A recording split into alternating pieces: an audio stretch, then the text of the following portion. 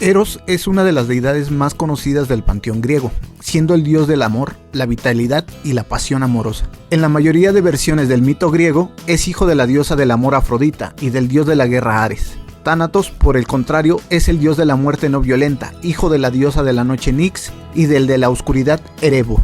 Bienvenidos a su canal Aprendamos Psicología. En esta ocasión veremos de forma rápida y sencilla los conceptos de Eros y Tánatos, fundamentales en la obra de Sigmund Freud. ¿Listos? Aquí vamos.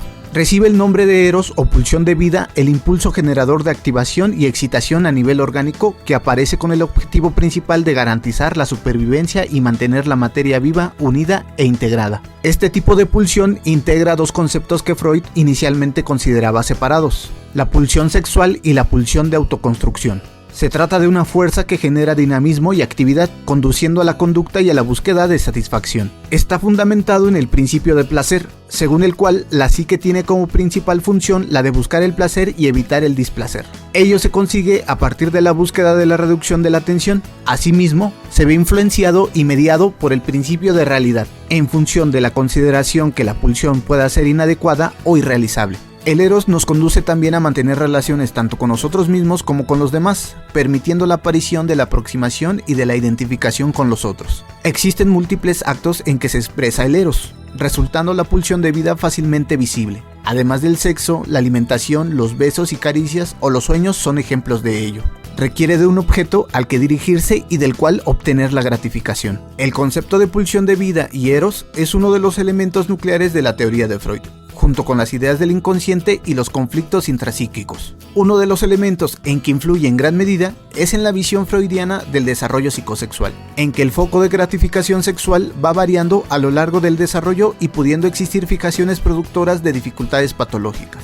También es básico en la generación de conflictos entre el ello y el yo, haciendo este último que se aplique el principio de realidad y se produzca un equilibrio entre la censura y la satisfacción de los impulsos. La pulsión de muerte o tánatos es un concepto desarrollado por Sigmund Freud que nace en contraposición de la pulsión de vida o Eros y que se define como el impulso inconsciente y generador de excitación orgánica, es decir, una pulsión que aparece como la búsqueda del ser de retornar al reposo absoluto de la no existencia. Se podría considerar como el impulso que busca la propia muerte y desaparición.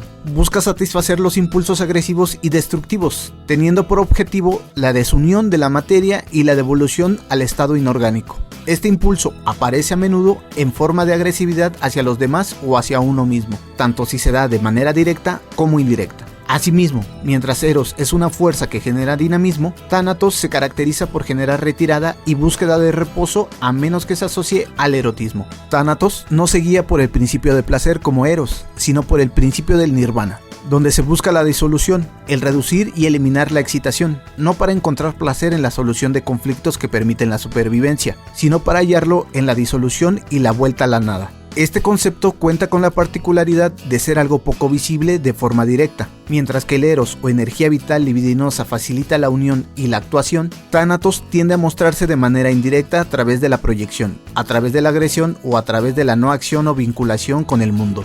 Un ejemplo de ello es la emisión de conductas poco saludables o la resignación y aceptación pasiva de algún tipo de evento aversivo.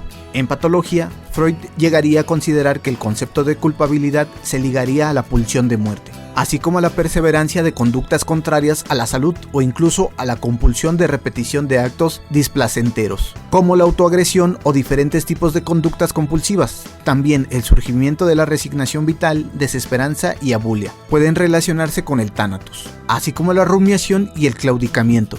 Asimismo, llevada al extremo, esta pulsión puede conducir a actitudes masoquistas, ideación o intentos autolíticos. Pulsión de muerte, no siempre negativa. Según el padre del psicoanálisis, tanto la pulsión de vida como la de muerte son imprescindibles para el ser humano. Se presentan en un continuo conflicto que en múltiples aspectos resulta beneficioso para el ser humano. A nivel psíquico, la existencia de la pulsión de muerte nos permite separarnos de los objetos, algo que a su vez posibilita que no nos identifiquemos y fusionemos psíquicamente con ellos, conservando la individualidad. Además de ello, evolutivamente la agresividad proveniente de la fusión de ambos tipos de pulsión resulta ventajosa en determinadas situaciones, permitiendo la lucha por la supervivencia y la autodefensa.